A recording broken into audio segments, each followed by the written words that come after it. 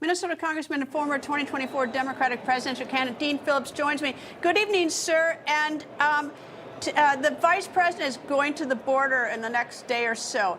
And I wonder the wisdom of her choice to do that, because it does highlight the fact that she hasn't been at the border, that the president didn't use executive orders upon her advice to do things to the border, and at least it is thought that the border was at least partially her portfolio. So what's the wisdom of her highlighting the border now by going there?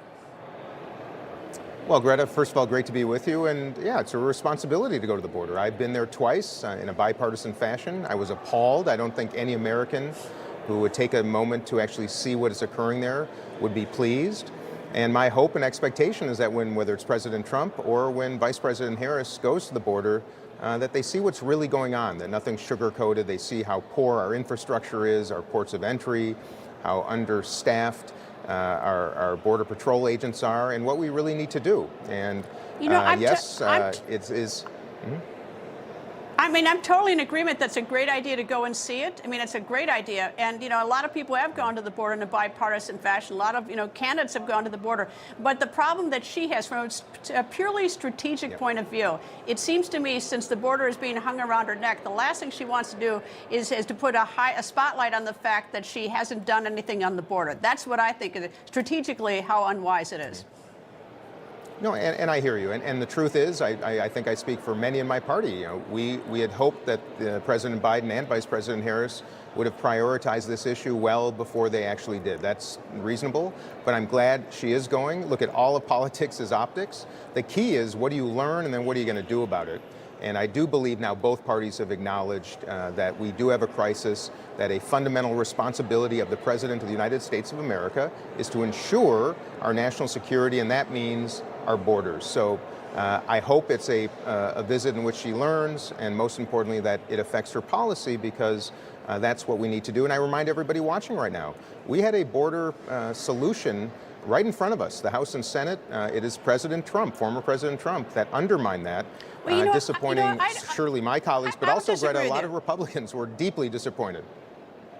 I'll disagree with you on this because of this, is that the president had the power on the executive order. He could have done it on day one. And I know that they say, well, President Trump killed the bill. But the fact is, to me, that's sort of a lame excuse when he had the authority to do it with just the signature of the pen. So, I mean, I know that's sort of I see that as a dodge by the Biden-Harris administration to blame it on. Yes, it was killed by some Republicans. But the fact is, they could have done something, and they didn't. And, Greta, two things can be true at once. President Biden should have prioritized this far before he actually did, and Donald Trump had a solution in front of the United States Senate and House and chose to undermine it, waiting for himself to become president and take some credit. Those two things are true, and frankly, they're both wrong. You said the stopgap bill has in it that was just voted on $231 million for Secret Service. We want Secret Service protection for all the candidates, Republican, Democrat, who need it to meet the threat. But has Congress looked to see what the Secret Service has been spending its money on? Because there are a lot of red flags right now about the quality of the Secret Service, and I'm glad to have more money to fix a problem. But maybe we ought to dig a little deeper to see how they've been spending it, whether there's waste or not. Oh, Greta, I'm so glad you said that. I've been here only 5.5 years, and what appalls me is that we think money solves problems. That's not what solves problems. Strategies and good people executing those strategies do.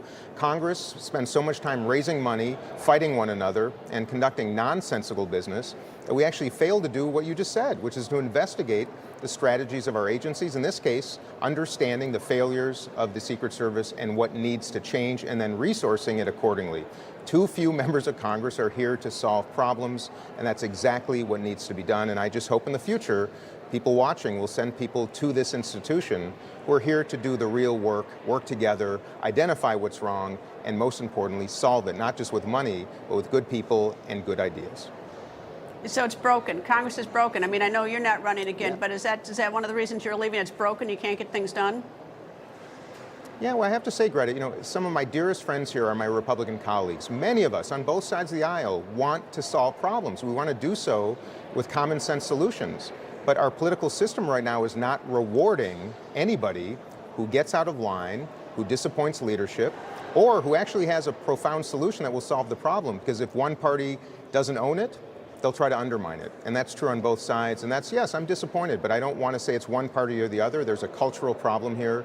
But it starts and ends with voters. And I'm one voter who is hell-bent on trying to find more people, young people, throughout their professional cycles to serve our country and do it temporarily, not as a career, and take the risks necessary to identify problems and come up with solutions together. I'm an example of someone who took a risk, paid the price, and those of us who do don't have long careers here. And the reward system is broken, and I'd love to have a longer conversation with you about this subject because it is undermining our country, our reputation, and our democracy. That is the biggest risk. And I think you're right. I think people are starving to get things done in this city, but it's, as I said briefly, that it's broken. But Congressman Dean Phillips, thank you, sir. Thank you, Greta. Keep the faith.